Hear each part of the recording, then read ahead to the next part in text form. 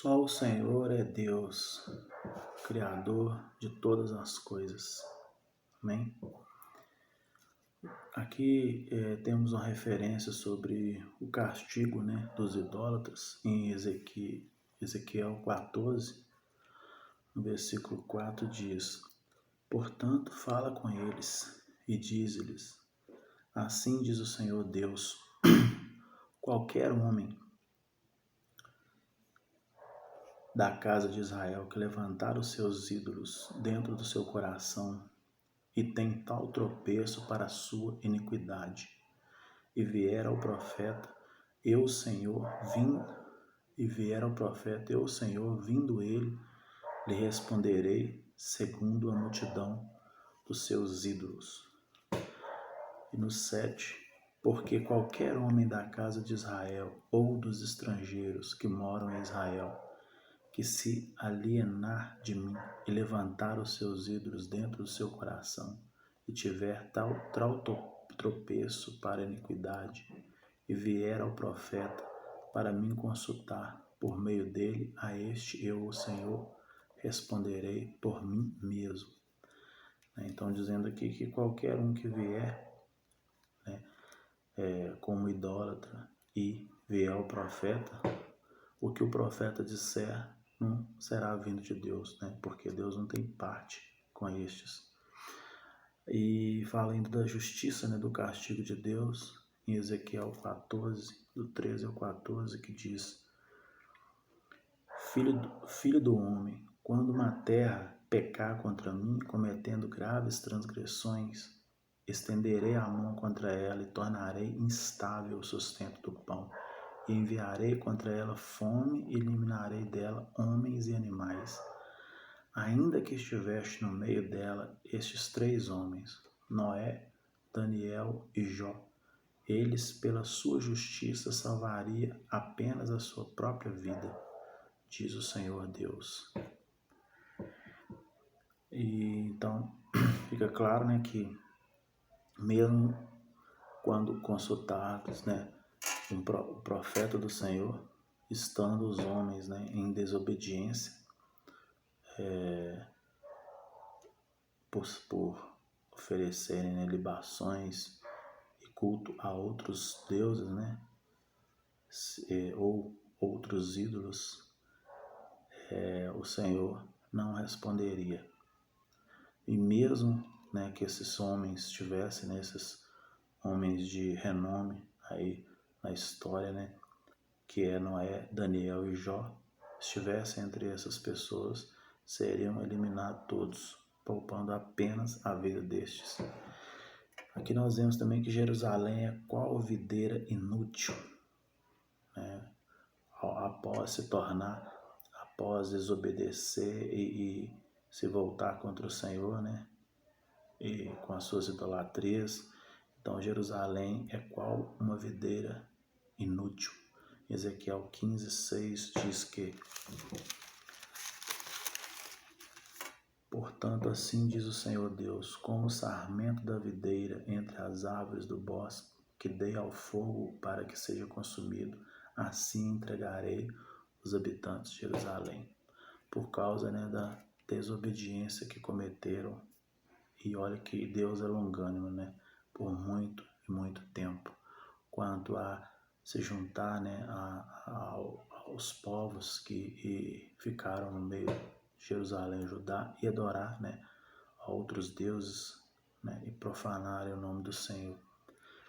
A infidelidade de Jerusalém nós vemos escrito aqui em Ezequiel 16, 2, por exemplo, que diz: Filho do homem, faze conhecer a Jerusalém as suas abominações. Que às vezes, ao cometer os equívocos, nos cegamos, Então ele pede ao profeta Ezequiel, para fazer saber, das suas abominações. No 14 ao 15 ele diz: Correu a tua fama entre as nações por causa da tua formosura, pois era perfeita por causa da minha glória que eu pusera em ti, diz o Senhor Deus.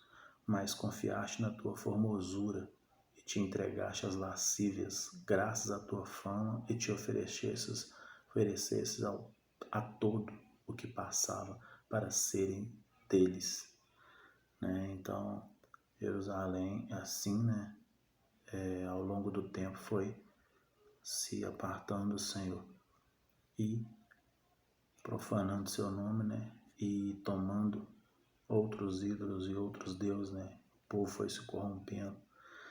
No versículo 23, ainda diz: depois de toda a sua maldade, ai de ti, diz o Senhor Deus. No 42 ao 47, nós vemos escrito aqui que desse modo satisfarei em ti o meu furor, os meus ciúmes se apartarão de ti, aquietar-me-ei e jamais me indignarei. Visto que não te lembras dos dias da tua mocidade e me provocaste a ira com tudo isso, eis que também eu farei recair sobre a tua cabeça o castigo dos procedimentos, diz o Senhor Deus, e todas as suas abominações não acrescentará a esta depravação. Eis que todo o que usa de provérbios usará contra ti, estes dizendo, tal mãe, tal filha. Tu és filha da tua mãe, que teve nojo do seu marido e de seus filhos, e tu és irmã das suas irmãs, que tiveram nojo de seus maridos e de seus filhos. Vossa mãe foi Etéia, e vosso pai amorreu, e tua irmã, a maior, é Samaria, que habita à tua esquerda, com suas filhas, e tua irmã, a menor, que habita à tua mão direita, é Sodoma, a sua filha. Todavia não só andaste nos teus caminhos, nem só fizeste segundo as suas abominações, mas como se isto fora muito pouco, ainda te corrompeste mais do que elas em todos os teus caminhos. Até porque eu sempre penso, né, que Jerusalém, o povo de Israel foi levantado, né, Jerusalém, Judá, o povo de Israel, ele foi levantado para ser sacerdote do mundo, né? Então, para levar as boas novas e ser exemplo. Então, quando vem a falhar, é um baque, né, muito grande, causa a ira do Senhor, o ciúme dele, né, depois sua ira. No 49 diz, eis que essa foi a iniquidade de Sodoma. E qual foi a iniquidade de Sodoma, tua irmã? Soberba, fartura de pão e próspera tranquilidade teve ela e suas filhas, mas nunca amparou, né, o pobre e o necessitado. Interessante, né? E além de se corromper, além de adorar outros ídolos e ter outros senhor sobre si que não era Deus, né? Ainda cometeu esse desatino, né? De não amparar, né, o pobre, né? For soberbo bastante, não amparar o pobre, o necessitado e às vezes até oprimi-los. No 51 ainda diz, também Samaria não cometeu metade dos seus pecados, pois tu multiplicaste as tuas abominações mais do que elas, e assim justificastes a tua irmã com todas as abominações que fizeste. Quer dizer, foi tanta abominação que ela acabou superando, né, Samaria e Sodoma. E olha que Sodoma, né, todo mundo sabe da história, como que chegou a provocar, né, a ira do Senhor sobre ela. Nós temos a parábola das duas águias, né, e da videira, em Ezequiel 17, que diz que neste capítulo nós temos, na verdade, a parábola das duas águias e da videira, né? Uma águia arrancou a ponta da videira mais alta e levou para uma terra distante, plantando em uma terra fértil, e essa veio a lançar renovos, né? Porém, a águia procedeu diferente, apenas levou para uma terra boa, mas não arrancou apenas a ponta, né? Tentou transportar totalmente. E como exemplo, nós temos, né, essa simbologia aqui da parábola do rei, né, que se volta, o Senhor admoesta para seguir para o exílio, né, babilônico, sujeitar ao rei da Babilônia para que o povo e ele fosse admoestado, né, e eles venham a desobedecer e procurar refúgio, né, no Egito, achando que ia, né, sobressair. E aí, como essa árvore que não foi arrancada, como foi dito para ser o ramo e levado para ser feito um renovo dela e que ela viesse a florescer e frutificar e se estabilizar. Mas não, eles preferiram pegar e levar, transportar, né, para o Egito, fugindo, né, do exército babilônico, aonde Deus tinha designado para que fosse assim, que eles aceitassem, né, essa submissão do exílio, para que fossem admoestados, né, de uma forma que viesse novamente a dar frutos. E acabou culminando, né, com a morte por fome, por peste, né, por espada, dos que não aceitaram essa admoestação, no caso o rei e os que o seguiram. Agora aqueles que aceitaram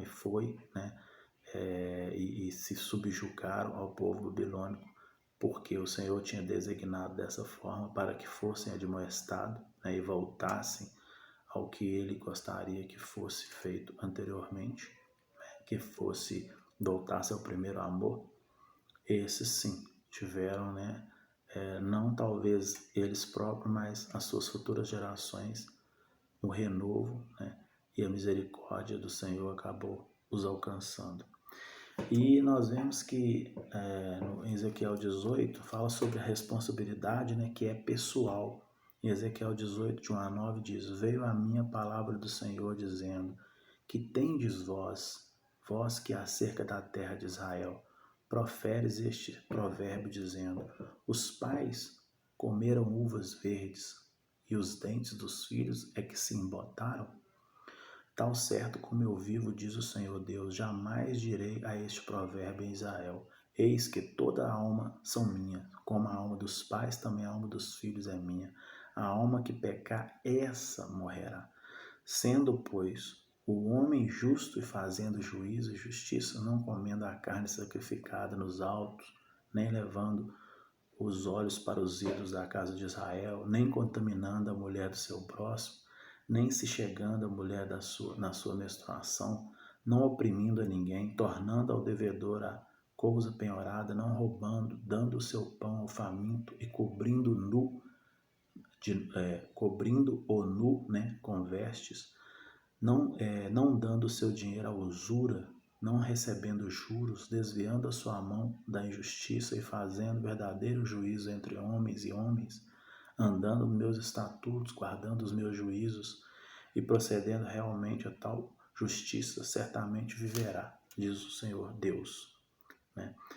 Então, aqui mostra, né, que essa questão da maldição, né, não procede. Então, o homem que pecar, este, né, comerá da ira do Senhor, e não a sua descendência. A parábola também que nós vemos, né, do leão enjaulado e a parábola da videira arruinada, né, no versículo 19, no capítulo, né, 19, em Ezequiel 19 também vem a exemplificar, né, a desobediência de não aceitar as admoestações, né, que era a permissão do Senhor sobre o exílio na Babilônia, né? Então eles se refugiaram no Egito como se pudesse esconder, né, da mão do Senhor. E eu te pergunto, né, quem pode esconder da mão do Senhor? Estão achando que o Egito tinha um poderio justificável, né? Procuraram esconder-se lá atrás de homens. E isso não os permitiu, né, que vivessem, pois a peste e a fome e a espada os alcançou e os matou, né, e os levou. Porém, aqueles que aceitaram a admoestação viveram. Então, só o Senhor é Deus e digno, né, de toda a honra e toda a glória. E nós, mesmo sendo nós falhos, né, nós voltamos sempre para Ele e para seu Filho Jesus Cristo, né, que nos justifica perante Ele, para que cada dia possamos buscar, né, ser melhor do que somos, e para que Ele, né, tenha misericórdia e sua graça possa nos alcançar, porque se não for a Ele, para quem recorreríamos, né, nós? Amém?